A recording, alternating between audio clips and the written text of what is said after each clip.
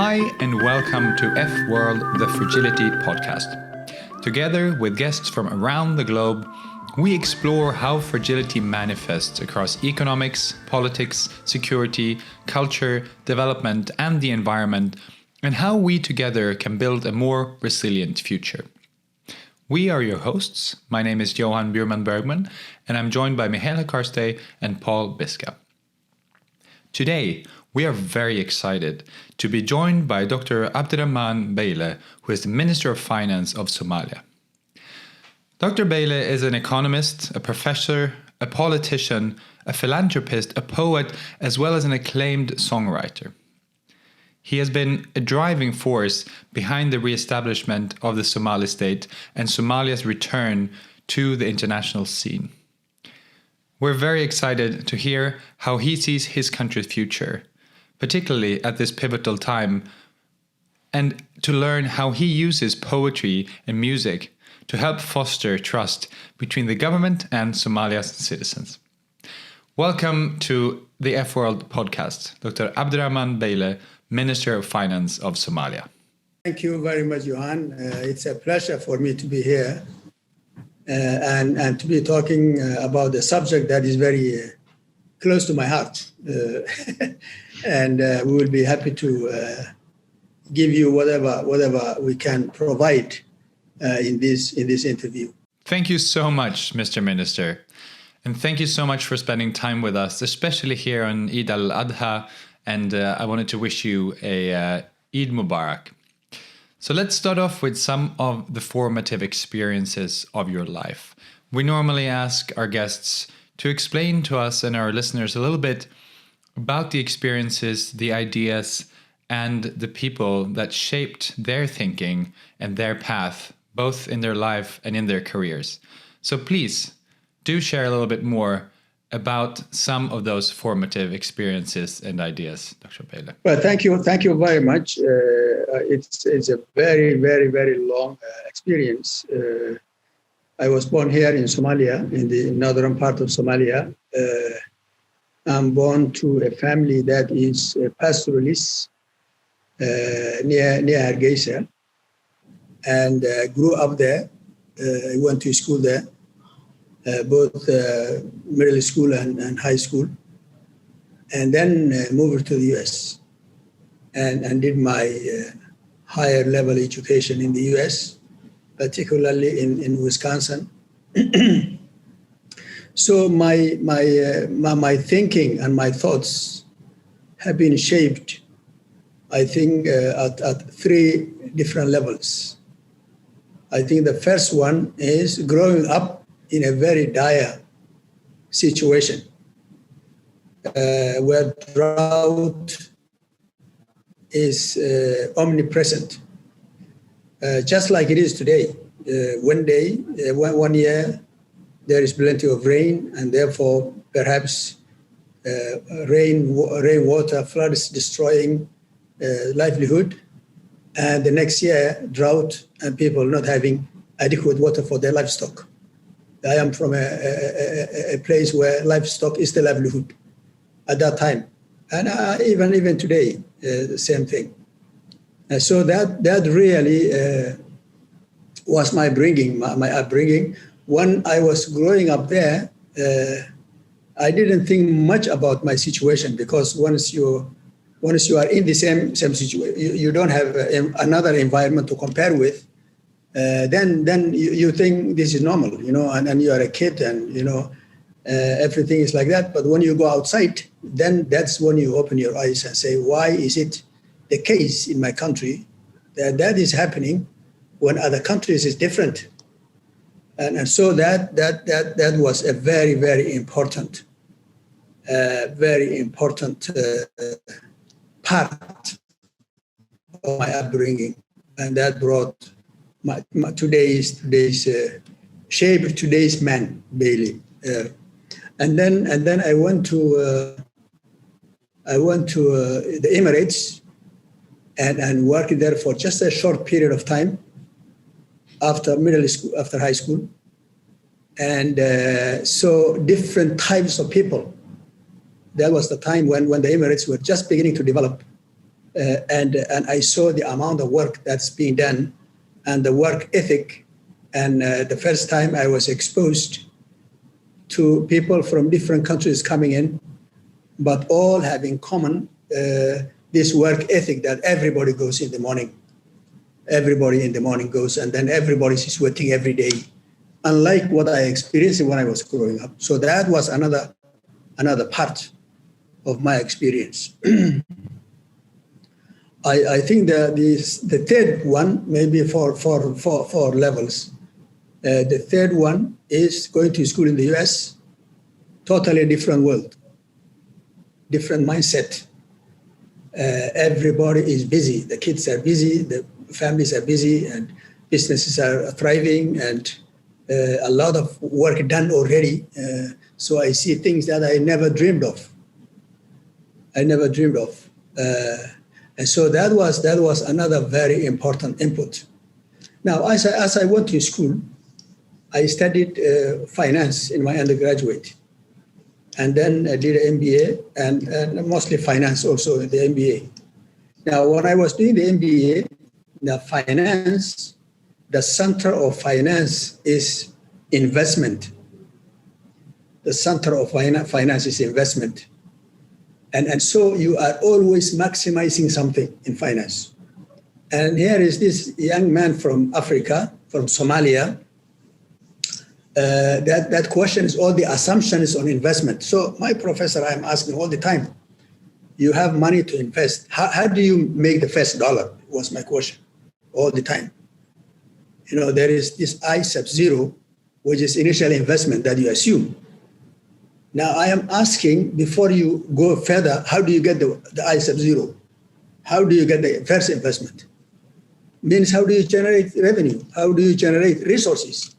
Then and only then will you be able to think about investment. So really, 1 year I was doing the MBA program, that was always my question. So my professor advised me to do a PhD program in what is called development financing in Madison, Wisconsin.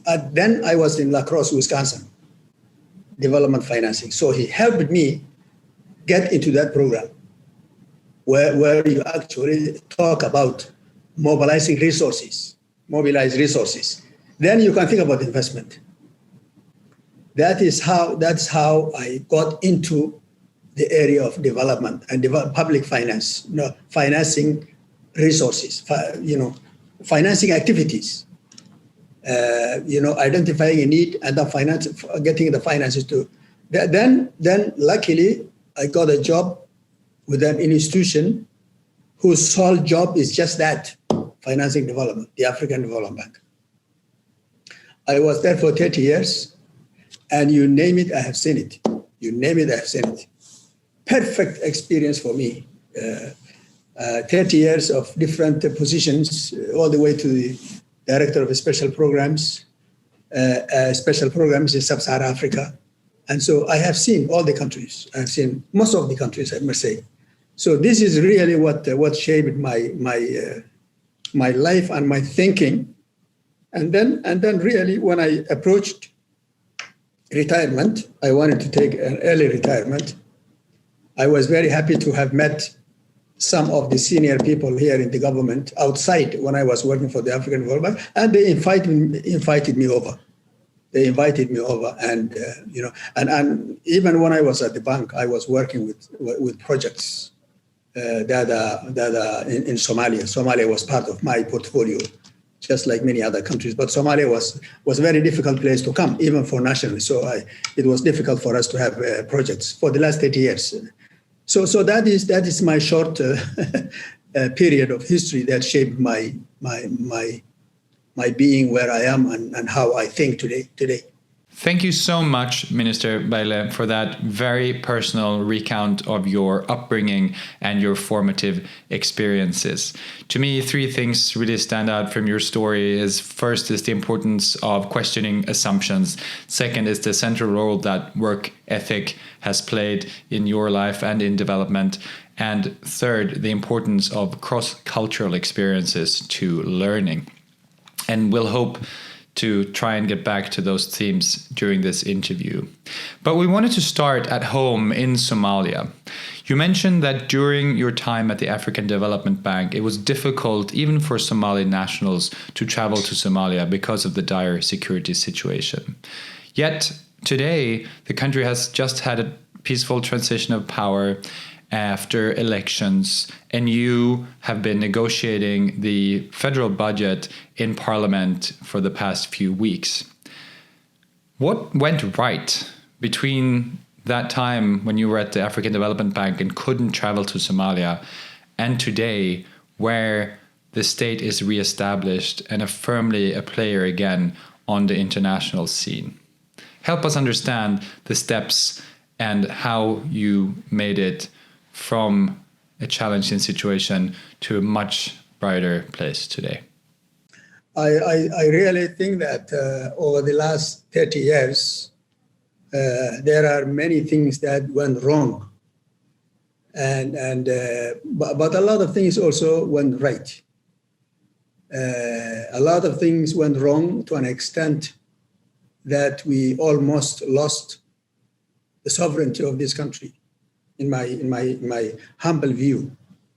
A lot of serious civil war, a lot of disintegration, a lot of refugees everywhere.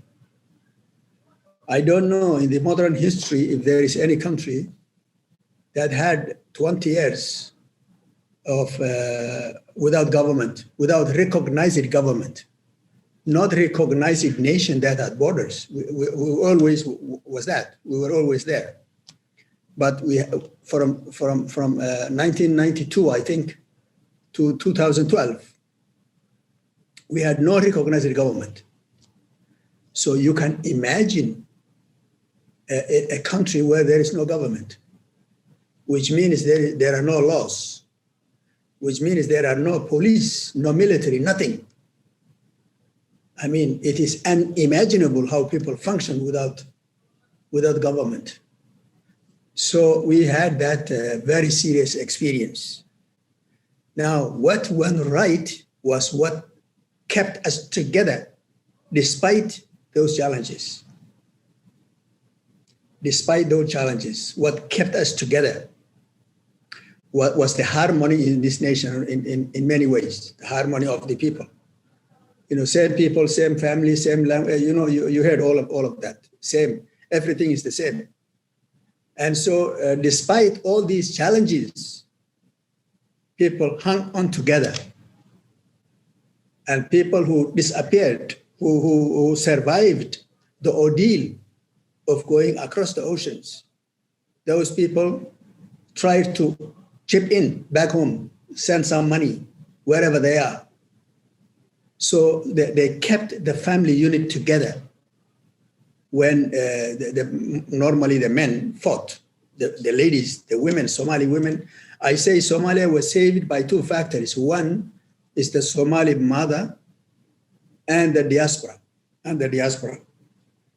If Somalia is still there kicking, I think we should thank them immensely for what these two groups have done. Somali mother that kept the children going and kept the family going, and her son, the only remaining son perhaps, that made it to the West normally and is sending some money to the family. These are the two groups that had this kind of. Now, finally, year after year and after year and after year, they was thinking about doing something better than the situation we were, the situation the country was in. And so luckily you can see that we have been able to successfully elect. I can't say elections that were perfect, but they're better than many other situations. And so we had the same president that transferred power to the president in 2016 has now been elected again and became the president again in a very peaceful manner. So I really think that we have turned the corner. We have turned the corner. And I would say we have turned the corner in 2012. That is the time when a recognized government came to being with the same president, that is now being re-elected again. And so really, people tell me that I'm always too positive, but I can see a light at the end of the tunnel. I really do. We have done marvelous over the last few years, 10 years or so. So this is where we are. We still have serious challenges. We have many challenges. But if we continue the way we have been doing business for the last some years, let's say 8 or so years, I really think that this country will make it to the top, meaning to a better life and better level of development. Thank you, Mr. Minister. I wanted to build on what you just said about the need to turn Somalia from a nation into a state. And we know that all over the world, public finance has real social consequences, whether it's developed countries or developing countries. You raise taxes, people can be out in the streets, you got subsidies, the same thing can happen. But in your case, you are the finance minister of a country affected by conflict. So it's a radically higher level of complexity of challenges you have to deal with. Can you give us a sense of how your job looks like on a day-to-day basis? It may be the case that you have to contend with paying public services while at the same time spending more than 30% of your budget on the security sector. So how do you navigate those challenges? How do you come to a balance between what is desirable and what is possible? Well, thank you very much. I think what guides us is the agreement we have with the IMF and the World Bank, the IFIs, the International Finance Organizations, and the international community. If Somalia has to survive, it has to do what is good for this country, and we're not alone. You know, the history. There are so many countries that went through what we are going through. Maybe we had experienced much worse than many of the countries, African countries. But there are rules and regulations. There are ways to get out. We were in debt. We could not finance our activities. We wanted help. And the world has a roadmap on how that is done. So basically, we have agreed that we will do exactly that. And luckily, you know, these institutions have tremendous expertise in how to navigate these difficult problems. So we have submitted ourselves to their wisdom.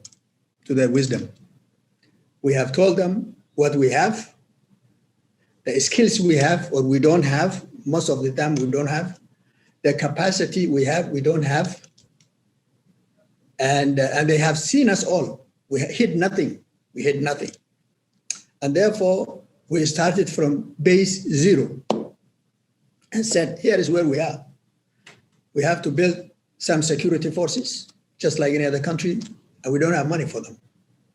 We have to establish tax system in a country that has not paid taxes for many years. We had to sensitize people. We had to, inform people why we should collect money when collecting money for them is a sin, in the sense that, people rob people here. They used to, robbing. So if you take money from somebody else, you are robbing it.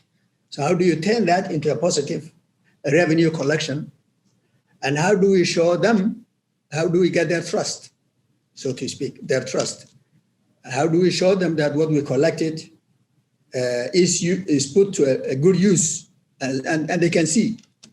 Now, so many challenges like that. Now, we have agreed with the IMF in that program that we will have some amount of money. We know what we can collect internally.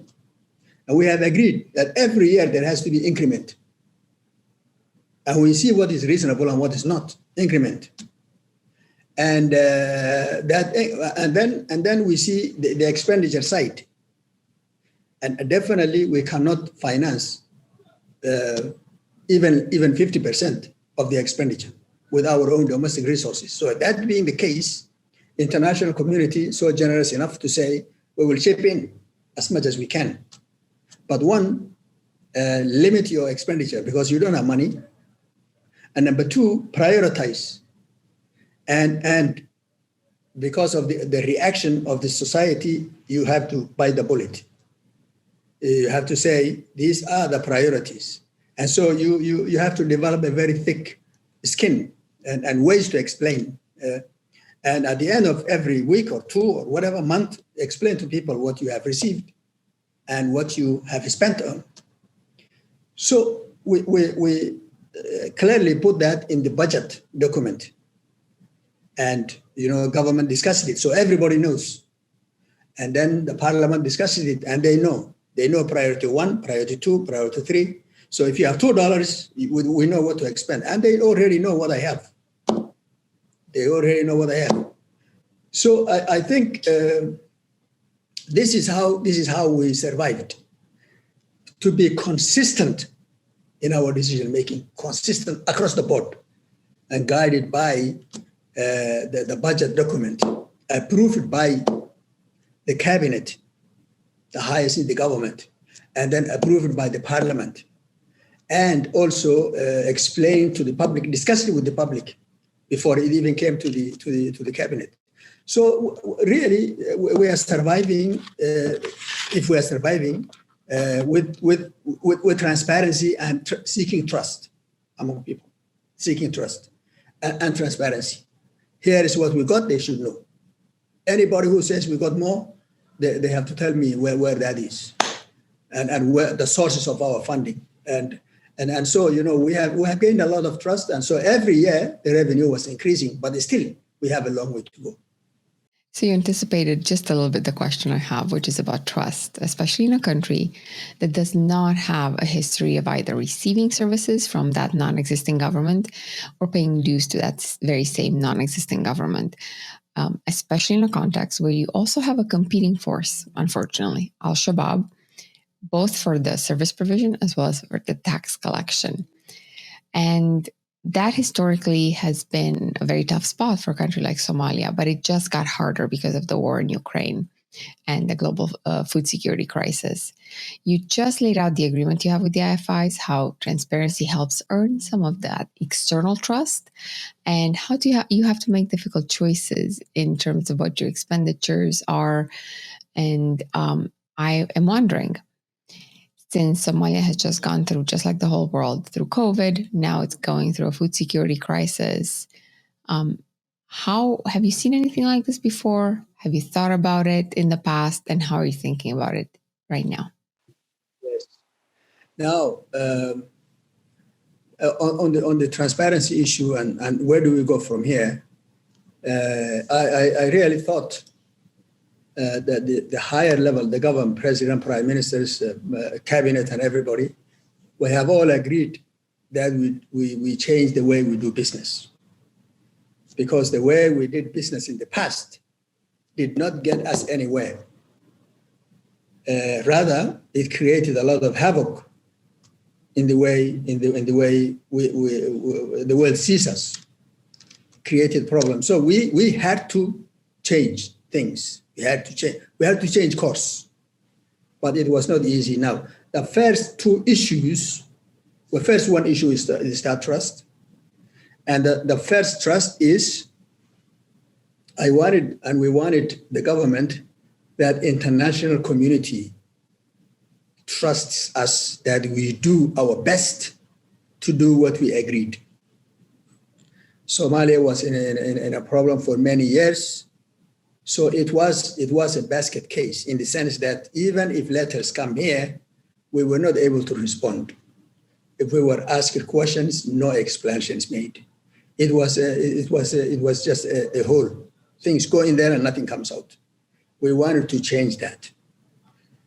We had a lot of loans from nations and institutions, and we had no data. We have destroyed all the data, and therefore we had to try and find real data from the sources, the creditors. And we had to sign, actually, what needs to be done step by step with the IMF. Every 6 months, every 2 months, every 3 months, what needs to be accomplished. So really, the first test for us with the IMF was, will you be able to do that? So nicely they said, will you be able to do that? And we said, yes, we will do that. And at the end, we have been able to do most of it. The first time, most of it. Let's say, give me a B plus at the first time. I think we missed 2 items out of 12, and they were very difficult. So the trust was building. From there on, we have finished everything. Now, to an extent that, the COVID-19, we have survived because of the additional funding that we got, even though we were in arrears. The COVID-19, because of the support from the international community, because of the activities and the effort the government was putting in. We survived drought and the mayhem that it created because of the international community trusting that Somalis are doing something good. We have survived locust infestation, which was a very difficult, it consumed everything that we have grown for a whole year. And we survived it because of the assistance from the international community, even when we were in arrears. That was one side of trust. The other side of trust is even more important is the community, Somalis. Trust by the taxpayers, So if you collect $2, they must see where those $2 were spent. And it is very clear, when you pay salaries, basic things, people will thank you and people will know, and people will say that they have been paid. They have been paid. The soldiers will say they have been paid. The whole families will say they have been paid. And therefore, when the salaries are paid, it's millions of dollars. It's small, but it's $30 million or so every month. And therefore, that created a base for Somali community, at least in the federal system, to trust the government. And therefore, chip in more. So the revenue increased and increased and increased. Slowly but surely, it increased. Now, so we are today in a much better position than 2-3 years ago. Much better position. Today, we have reached the decision point 2 years ago. And after that, by the way, according to the IMF record, you can check that. They say Somalia was the best performer of all the 36 or so countries that went through the HEPIC initiative. To an extent that they asked us, the Ministry of Finance, to help other countries that are now beginning to go through that HEPIC initiative. So we are better. We have reached that, and therefore we received the first budget support, hundreds of millions, 100 million from EU, another 100 million from the World Bank, 30 million or so from the African Development Bank, and plenty of development projects all in grant. And therefore, we are much better today than we ever were in the past.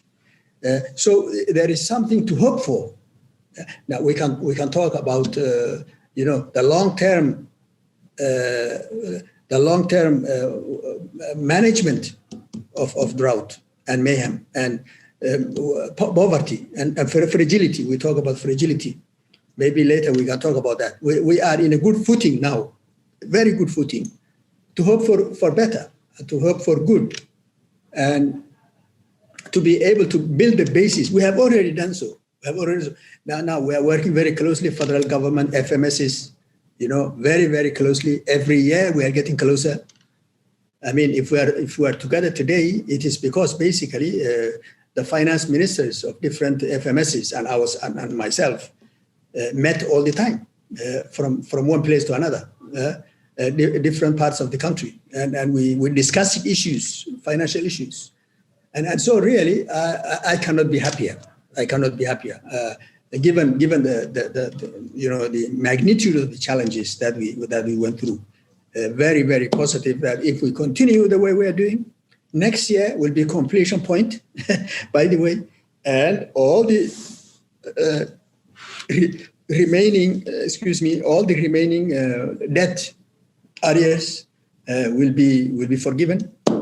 That will give us a clean slate, but that does not give us a permission to go back and get loans again. We have learned our lesson. And so we have to continue to be very, very, very careful and vigilant. And 20 years hence, we have to have that plan of the money you are taking today, you better be able to lock the money that will be paid. So we have challenges, but we are better today than every year is better than the last year, as far as we can see. So, Mr. Minister, we were just speaking about the importance of paying salaries, and I wanted us to focus a bit on the security sector in Somalia. In 2017, the United Nations and the World Bank carried out a public expenditure review of security and justice institutions to try to ascertain the fiscal sustainability of the sector, and also issues related to public financial management. And following that, Somalia entered into a program of biometric registration of armed forces. So for the first time, you actually know who's getting paid, how many soldiers you have, whether you have ghost soldiers, and so on. Now, to carry out such a complex process for you as a Minister of Finance, you had to be in touch on the one side with the international financial institutions, with the PFM expertise, but then also with the UN and with AMISOM, and so the security side of the international community.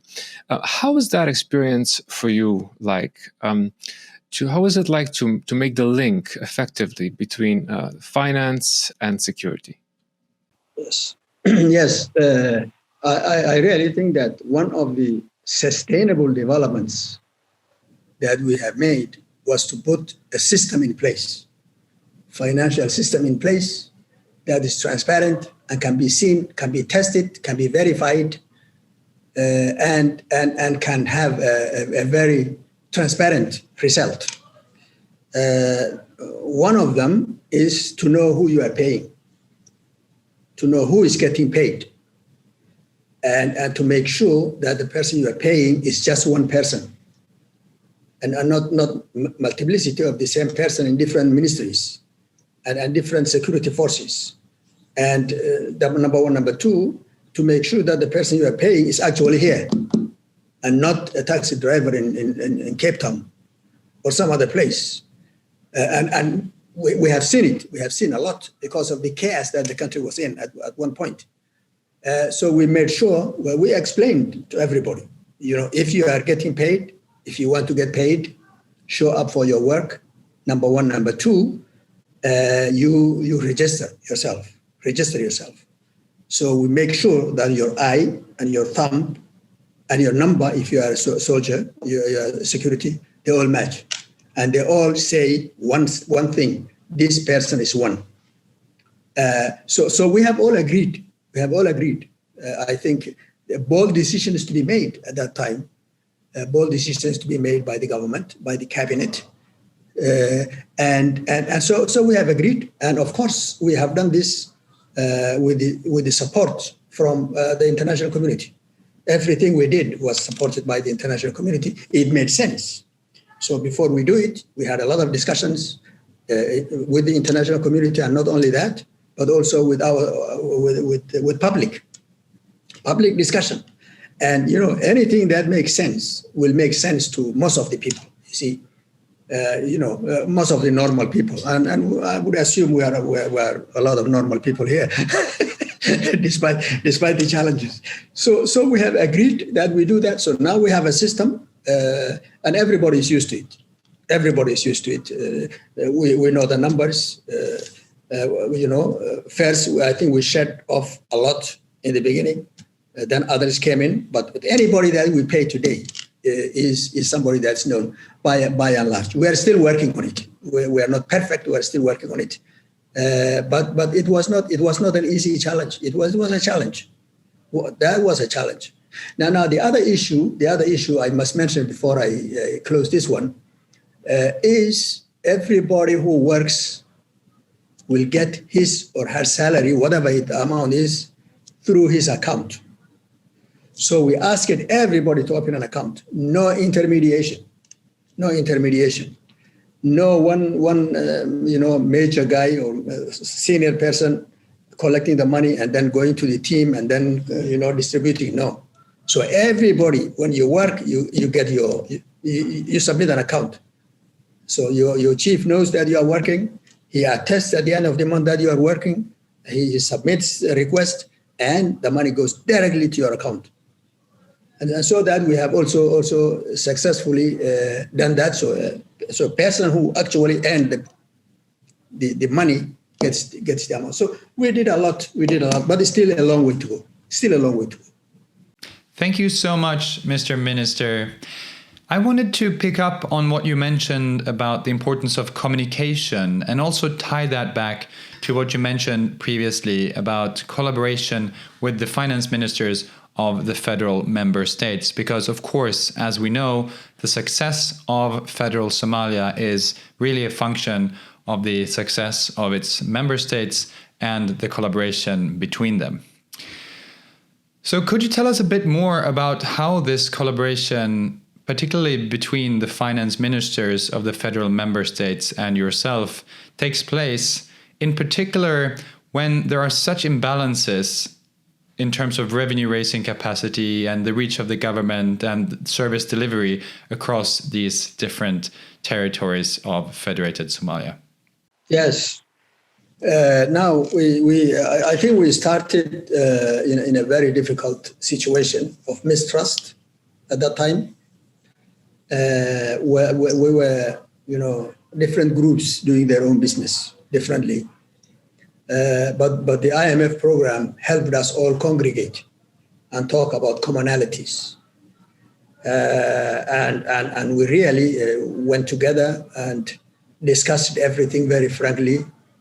There was a lot of skepticism to start with. Skepticism by the FMSs vis-a-vis the federal government. We really did not want to give any indication at the federal level that there will be any imposition. Well, we have no power to do that in the first place. And secondly, we wanted to be open with them, everybody. So what we have done, number one, we realized that we have ports, and those ports, the systems have to be harmonized. It doesn't help, it helps everybody to harmonize them, to harmonize the customs fees, prices, to harmonize what is paid for a sack of rice in all of them. What is paid means the customs fees that should be paid in every one of them, harmonize. To harmonize the measurements in all the ports, step by step, but we have succeeded to do so with the help of the international community. Again, everything we did, international community helped us understand, a lot of training that one we did. We also wanted to discuss our revenues. We started to discuss how we share our disparities, with the agreement that the federal government should assist, whatever small it is, those states that do not have ports, because we all depend on ports. The Kismaya port, and there is the Bosasa port, and we have the Mogadishu port here. So those who don't have ports to be assisted, we have agreed on that. We have discussed how we should approach disasters like coronavirus and the challenges that it caused and the gap that it created in terms of expenditure versus revenue. We have discussed that, and we have discussed on how to share revenues coming from outside, particularly the budget support.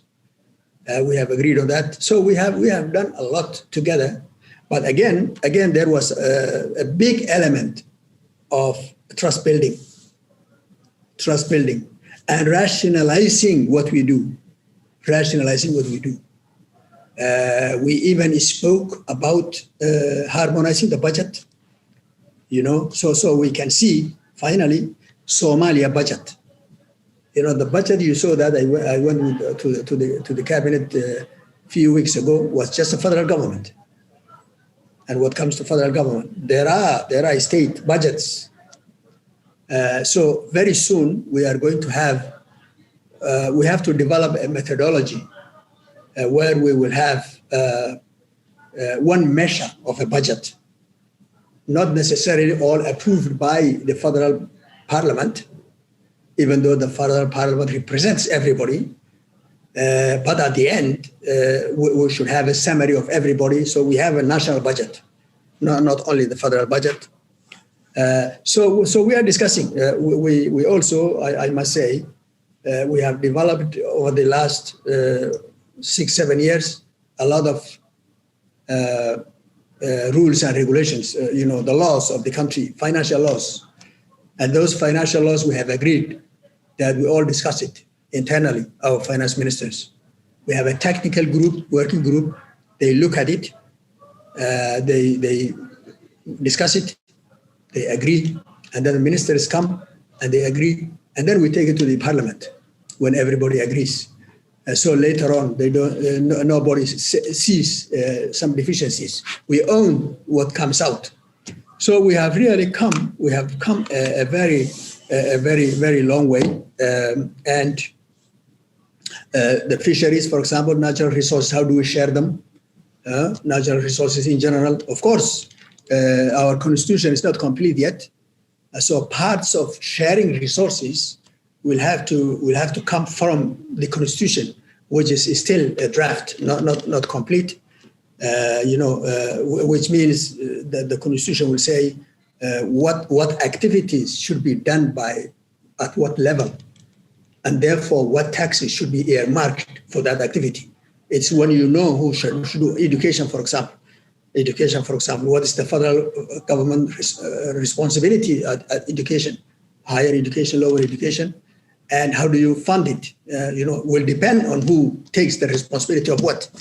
And so really we have been very busy among us ourselves, the ministers of finance, and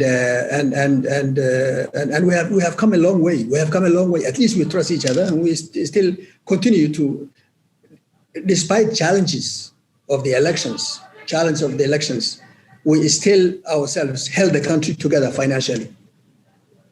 Thank you. Thank you, Mr. Minister.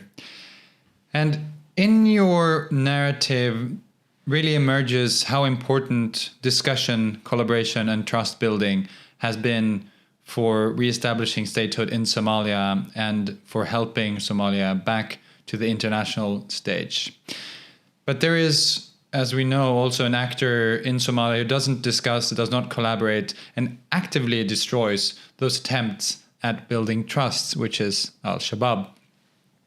We know that they have infiltrated essential functions of the government, such as the customs department, and are collecting revenue, essentially extorting and robbing Somalis across the country. And this, of course, goes directly against the tax-paying mentality that you and your colleagues are working so hard to build. How do you contend with this grave threat to Somalia's future? And how do you continue establishing the state and expanding the state presence in spite of this threat? Yes. Well, you have mentioned something that is extremely important. And I think there are two sides to it. Number of sides to it, but I'll say two main ones: financial side and the security side. The financial side, it's a devastating experience that we are having through this. And our economy is being negatively affected by these dual systems. Unfortunately, I must say. I think it's more of a security issue as much as it is, I say, financial issues. Now, on the financial issues, we are trying to automate things. But unless people awareness is such that we are one nation, nothing happens. They say a system is as good as the people operating them. And so you cannot change. You work on the mind of the people, on the awareness of the people, to affect the system. Otherwise, we don't get anywhere. So on our side, it is a big challenge for this country, the biggest challenge in this country. I can simply assure you that if security is established in Somalia, it will be a middle-income country within 10 years. 10 years. 10 years is not a short time. It's not a very short time. It's not a very long time, I must say. 10 years, from fragile country to a middle income. But we have all kinds of resources. It is only being hampered by lack of security. Lack of security. So I really think that the new government is putting a lot of emphasis on that. It is a priority issue. We have to be able to invest in our water resources, and therefore security is extremely important. Given the challenges of food, I cannot imagine why we should get wheat from anywhere else when we can grow wheat anywhere in Somalia, despite dry seasons. Whenever they say there is a dry season somewhere in Somalia, there is wet season on the other side. And therefore, security is number one challenge for us. Number one challenge for us. And with the assistance of the international community, I think that is going to be a priority number one. Priority number one. And building on that, my responsibility is then to mobilize the resources to grow wheat and to grow corn and to grow all kinds of fruits that we used to export, and to grow cotton and make our clothes, to be a self-sufficient country. We are where we are today more than anything else because of security. Because I think the rest of the issues are being settled. Political issues are being settled. Differences in sub-clans and all that, civil wars settled, because we have had bad experience and nobody wants to go back. No appetite for that anymore. So remaining is the security. And I think the president is very mindful of that. And it is going to be a focus in the next few years. My responsibility, or the responsibility of the finance people, will remain to capitalize on that. And once there is a peace, whenever there is a small amount of peace, this country puts money on where its mouth is. Grow wheat and grow food, and we have a lot of livestock. We are the livestock country in the region, but still we are getting milk imported to us from outside. Unacceptable. And so I think we can see things falling into place, but some are much more easier than others, if I may say so. I'm going to ask a very hard question about security. We all know the latest numbers on food insecurity in Somalia, and we know that anytime there's a crisis, insecurity overall goes up. Now imagine you had the power to do anything you wanted or needed to do. What would have to go right to have security in Somalia? There are no limitations. Just use your imagination and let us know from where you are positioned in the system, what would have to go right for Somalia to be a secure and peaceful country? Well, for me, I think our objective as a nation is to feed ourselves and to free our country from always a dire need for food coming from outside. Helping, seeking help. And for that to happen, there are a number of factors that you need.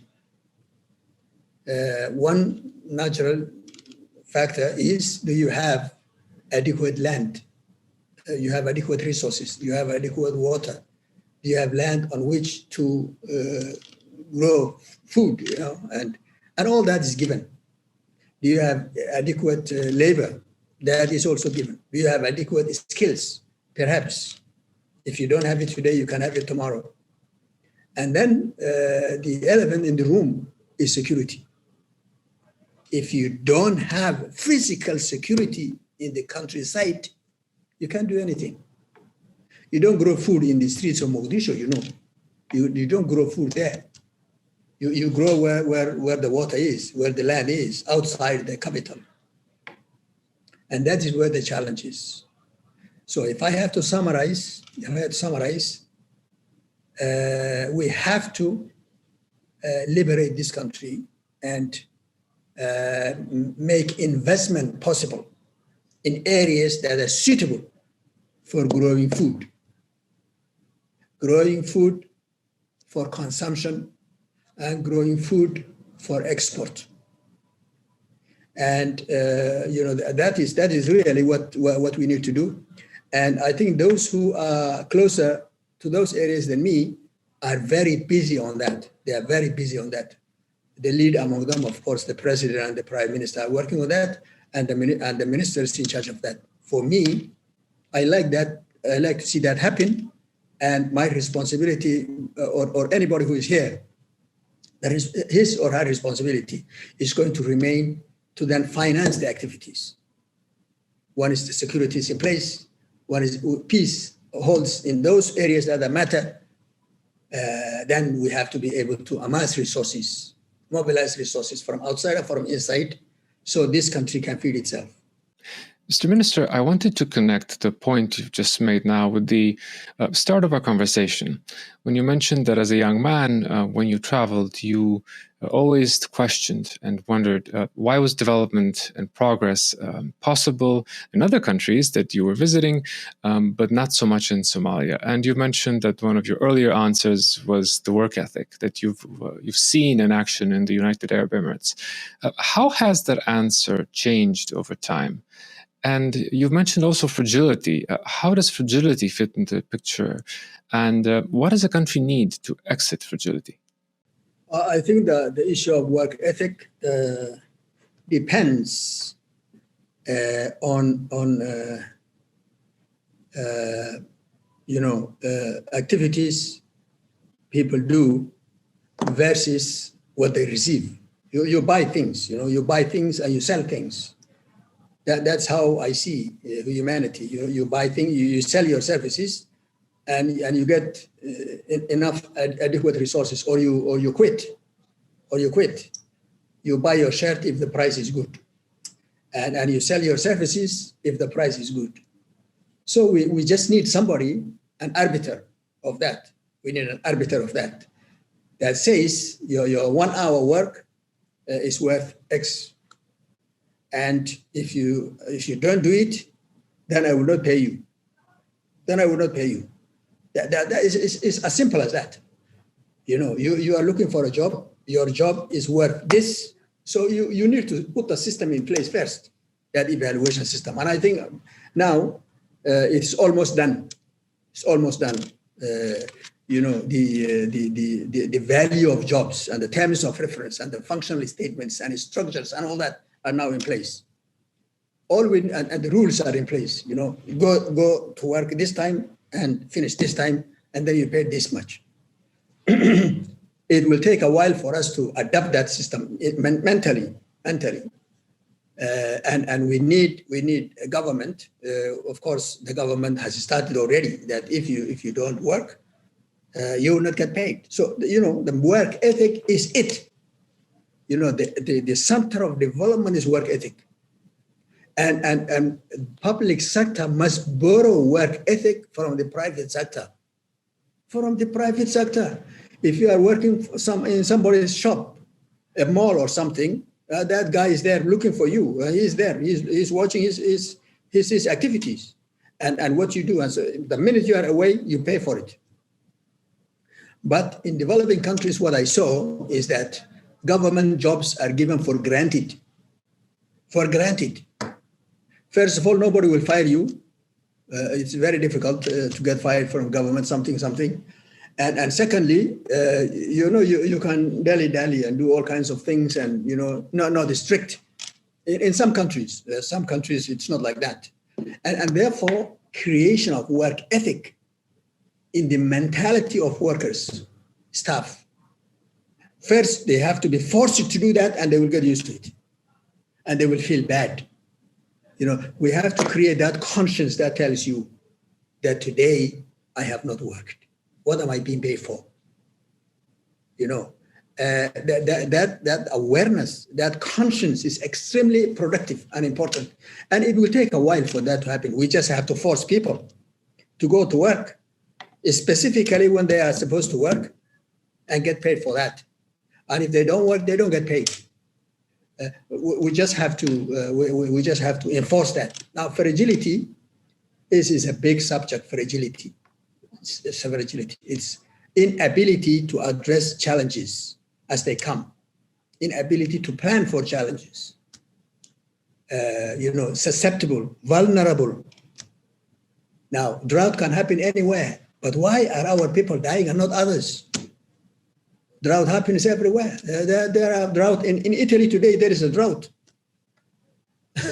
and you must have heard that for the last 70 years they said this is the biggest drought. A number of years, I don't know how long that was, but you will not see people dying.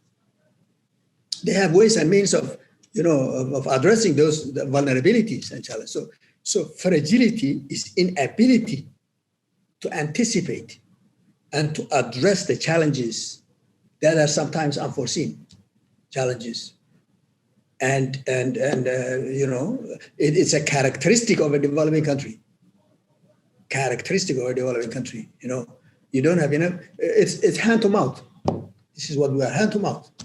I'm telling you today. I know if today the streets are closed, tomorrow the revenue I get is very small, and therefore I may not be paid X, Y, and Z. That's vulnerable, that fragile. So we need a longer term plan, 20 years. What needs to be done? And it has to be done exactly like that. What has to be done with some probability of missing a point here and point there, some slight variability. But if you just wake up and see what happens today, and the next day you wake up and see what happens today, that is the ultimate fragility, right? Ultimate fragility. Why are you fragile when you have a lot of water? Why are you fragile when you have a lot of livestock?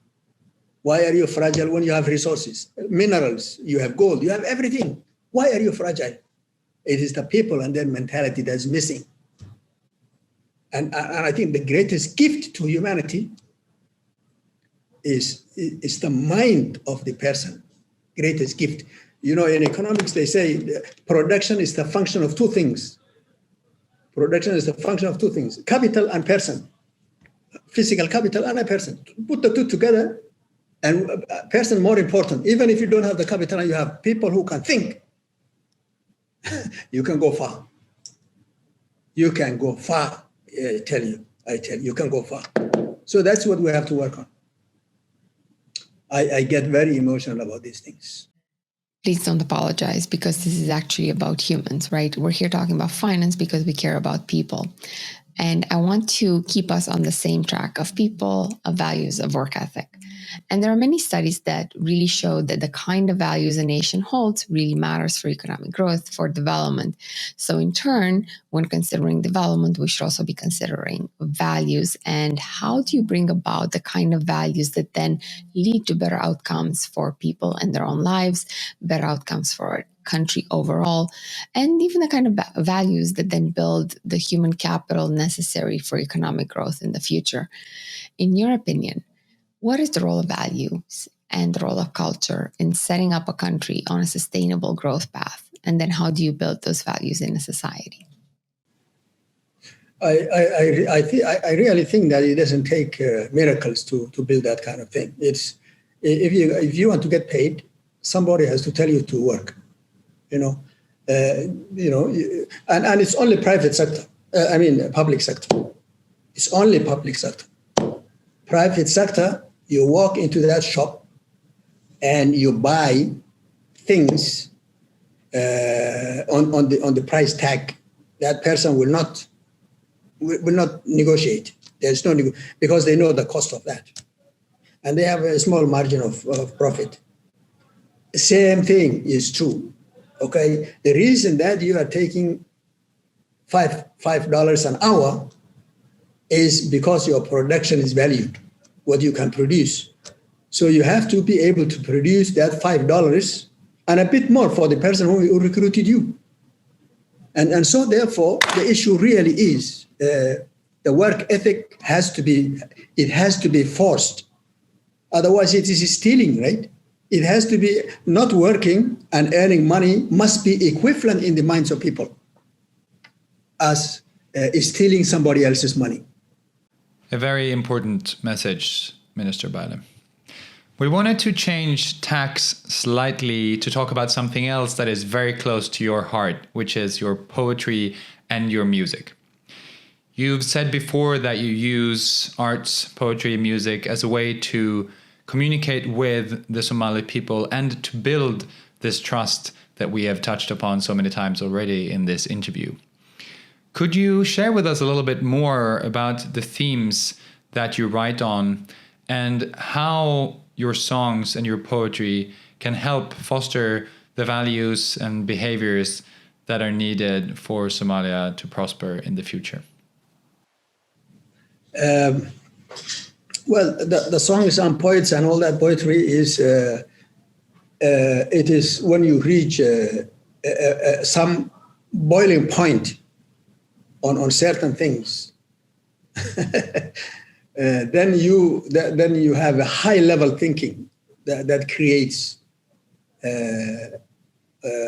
poems and songs. It is to articulate something that bothers you a lot. I say it's like explosions. Big explosion is when the temperature rises and rises and rises to a level, then there is atomic explosion, right? It has a lot of pressure. So in a person, when that pressure happens and happens and happens on a specific issue, then a song, and you get relieved. You do the song, or it's a hobby for me. It's a hobby for me, and it is just asking. Well, I will send you one that will accompany your interview. It is called "Somebody is Pulling My Leg."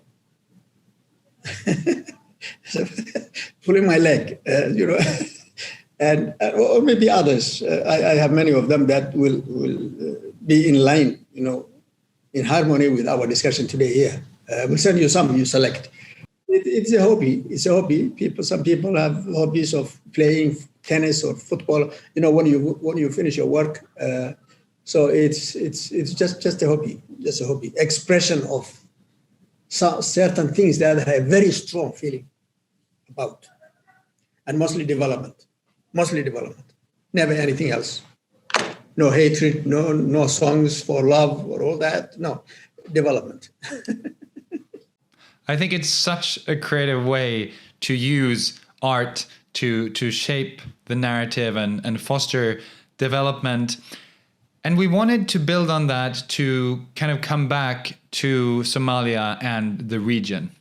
We've discussed how international institutions support Somalia and Somalia's development, but we wanted to hear a bit more about how regional neighbors are tackling their common challenges in the Horn of Africa, such as droughts, floods, and famines, through organizations such as IGAD and the Horn of Africa Initiative. So please share a little bit more about how you and your colleagues work across borders in the Horn of Africa to mitigate and address some of those common challenges. Extremely important. I see regional development as a very important element in all of us. Sometimes if one country develops or moves ahead, others also emulate. And therefore, together is always good. But if everybody tries their best, I think we can all develop. And you know, specifically in the Horn of Africa, where borders are just legal demarcations, but otherwise people move around from one country to another. We can either go together, up or down, and therefore it is good that we think together on how to develop the 5 or 6 countries in the Horn of Africa, and I think if we can strengthen that, the more we can strengthen that, the better. We have a very important project called Horn of Africa Development Cooperation project which is funded by the World Bank, the World Bank, African Development Bank, and EU, and that is taking hold. It's a good project that has both trade and opening up the economies, and mostly infrastructure. Electricity, power exchange, water, management of water together, because water, going across the countries, and linking the countries. We have a long coast that we can offer.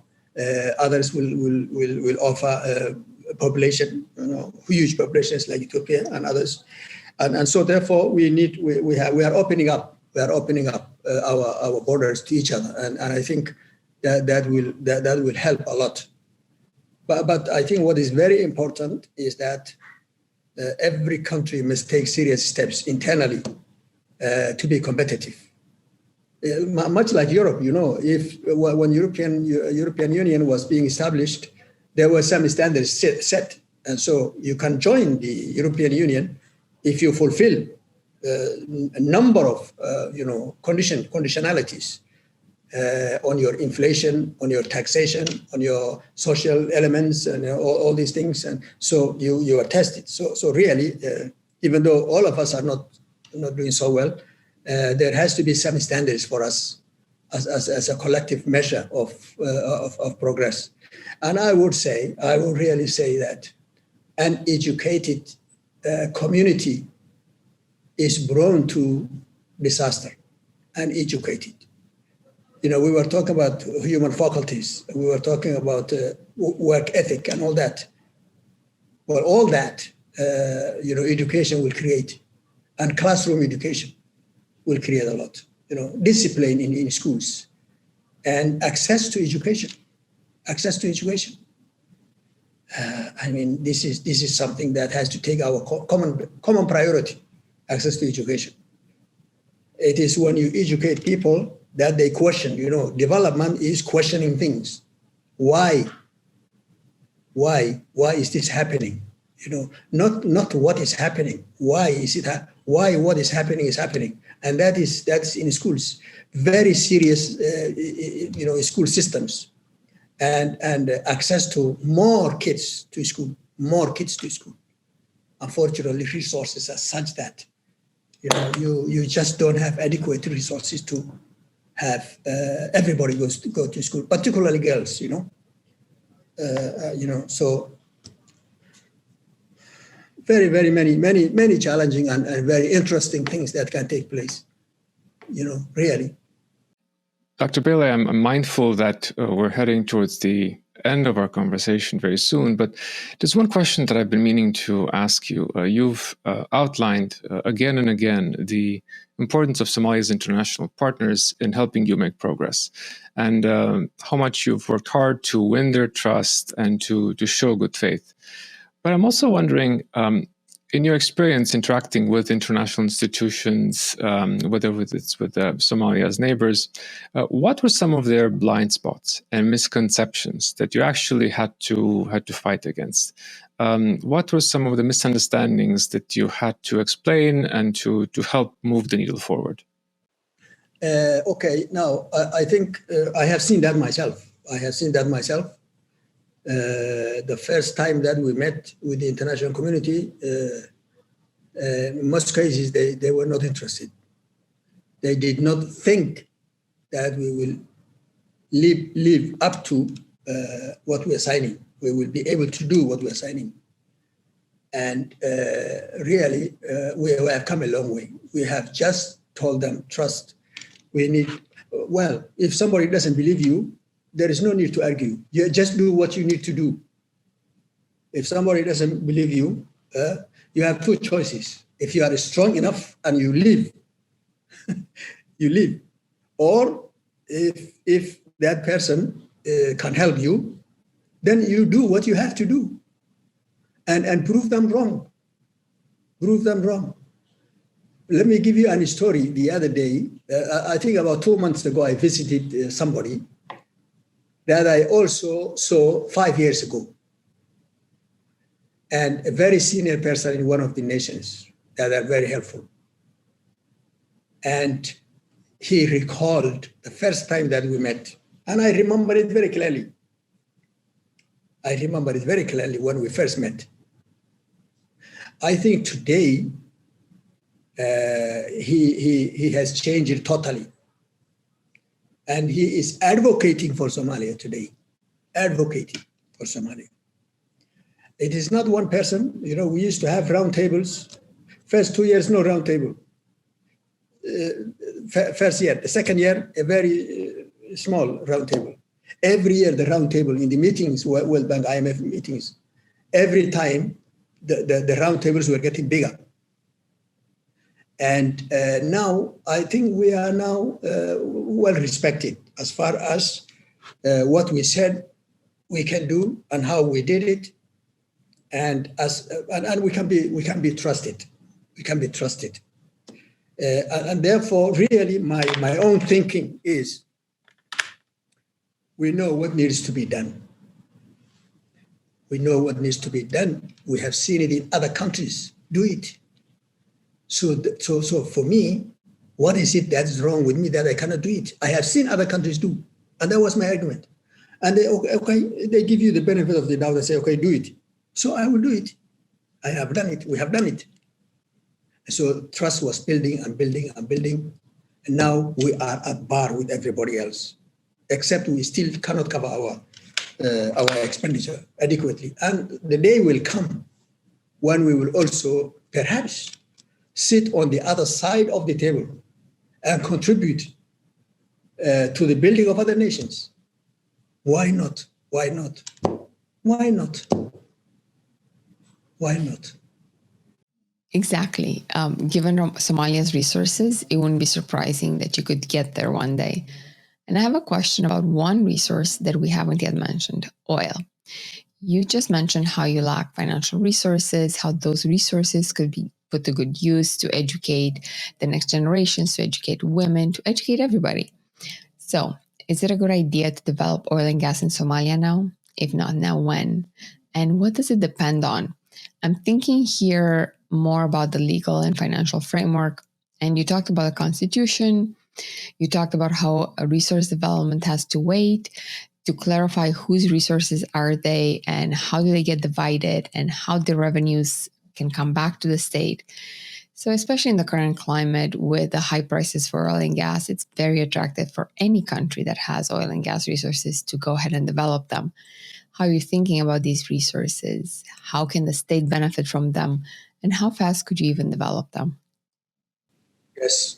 Now, we have been told that Somalia has a lot of oil and gas. I have very limited knowledge technically on how that works. But I have heard that ever since I was growing up, that there was oil in the country. Now we are very close to doing that. We have been working over the last number of years to develop the basis for that, to put the basis right, and to put the policies right, and not to fall into this paradigm that such resources sometimes. The resource curse. The resource curse. That's what I was looking for. We don't want to do that, and therefore we are working. We are working with those who know better, and that is the international community. International community, particularly the IMF and the World Bank, who are working with other countries, who have seen other, who have expertise, skills in their own staff. So we have developed all the base work. We have developed all the rules and regulations, guidelines, profit sharing issues, and everything in place. And so I think the new government is thinking very seriously to go towards that direction. But we don't want to get into that curse. We need to be very cautious and very careful, but at the same time benefit from these resources. So very soon, I think the thinking is that we will be able to put something on the market by way of expression of interest. Of course, the minister in charge of that will be the lead person, and of course the president, the prime minister, and the government, the cabinet, and everybody when that's formed. On the financial side, we have finalized it. Different types of revenues and different types of charges that is normally to be made. We are benefiting from the rest of the world that has oil rich. We are benefiting in two ways. One, what is good to take from them, and what bad experience they had that we should avoid. And so we are taking it very seriously. We are taking it very seriously on this resource. It is very heartening to hear that you and the administration are taking these very challenging topics so seriously, because as you mentioned before, these are indeed the kinds of decisions that can take you as Somalia to that other side of the table in just a couple of decades. And we wanted to continue thinking a bit about the future as we start wrapping up this interview.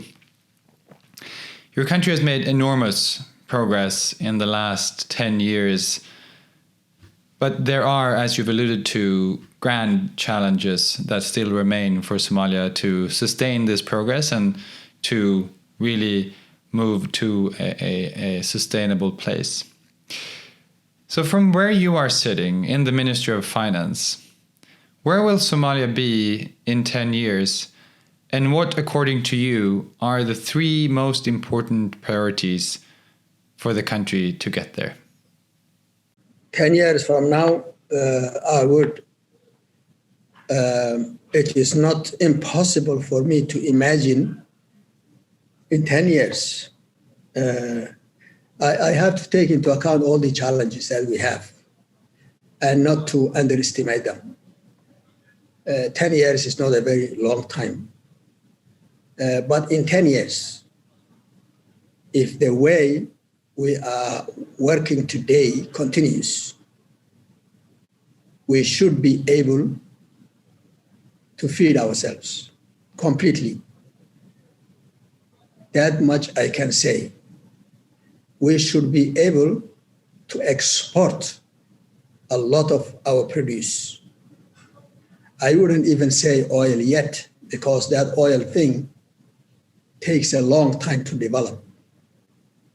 But if we continue the way we are doing, we will be self-sufficient totally as far as food is concerned. Number one. Number two, in 10 years, if we continue what we are doing, we should have a system that will make Somalia avoid drought leading to famine. We have adequate resources, water resources. In 10 years, the way we are doing now, a drought may happen, but livestock will not die, let alone people. Because these are now the stages. It has always been like that ever since I was growing up. A drought will happen, livestock will die, then the people will move, and on the road to wherever refugee camp, on the road they will die. Over and over and over and over. I have seen it so many times. We can afford that. We can afford that in 10 years. We should be able to have adequate food, adequate resources, adequate schools, so most of the kids will be able to go to school. This is in 10 years. Now, things that are extremely important in finance. People have to be paid for what they have earned. People have to be paid when they work. I say that in the public sector, not in the private sector. Private sector is good. We have to learn from the private sector. And that is one issue. The second issue is there has to be a lot of, we have to continue having a system, financial system, that is very transparent on one side and very resistant to corruption. More automation and more training of people, so we can instill the work ethic that we are talking about. People should be made, should feel bad to see somebody stealing. You know, I always give the example of the time I was traveling somewhere in one country. It was when we used to have travel checks. So at the airport, I changed money, and I put my address, the hotel, and all that. Apparently, I left $100 there. $100 there. So in the middle of the night, somebody knocks my door and says, "Is your name so and so?" "Yes." "You have left this at the airport, $100. That is the ethics I'm talking about. Now, if that guy took it, I wouldn't even notice. If I notice, I lost it somewhere. That is the ethics we are talking about. That's the ethics. That's the treasure that we all should have. A treasure not to use something that's not yours. And if some countries succeeded to do that, why not us? Why not us? We should be able to do that. So 10 years, many things can happen. Of course, political side, in 10 years, we will be electing, one person, one vote. In 10 years, hopefully, there will be, of course, a lot of things will happen on the political side. If political side doesn't happen, then it will be a disaster. More schools, more quality schools. At least going back to, there was a movie called Going Back to the Future. You may have seen it. Going back to the future. So I was saying that day, it was many years ago. Now, how do you go back to the future when you have not been there? Now, your future is whenever you did better, that's your future. Go back there and retrace yourself. If you're lost, go back, retrace. That's your future. Okay? And therefore, really, we need to, 10 years, we can do a lot. We can do a lot. And I can see the signs that really we have turned a corner. Thank you so much, Minister Beileh. That is a powerful vision for the future of Somalia under the leadership of yourself and your very capable colleagues and elected officials. We are so grateful that we've had the chance today to hear your insights about development, about reestablishing the state, and about combating fragility, and how the people of a country are the essential asset to getting a nation on a new and more positive trajectory. So we really, really appreciate your time, and thank you so very much for joining us here today. Thank you very much. I very much appreciate to have this conversation with you, and we talk again. And to our listeners, thank you for tuning in to F-World, the Fragility podcast. We hope you've found this conversation interesting and inspirational. And please subscribe where you listen to podcasts. And if you want to know more about F-World, please visit our website f-world.org or follow us on Twitter, fworldpodcast. Thank you so much for listening.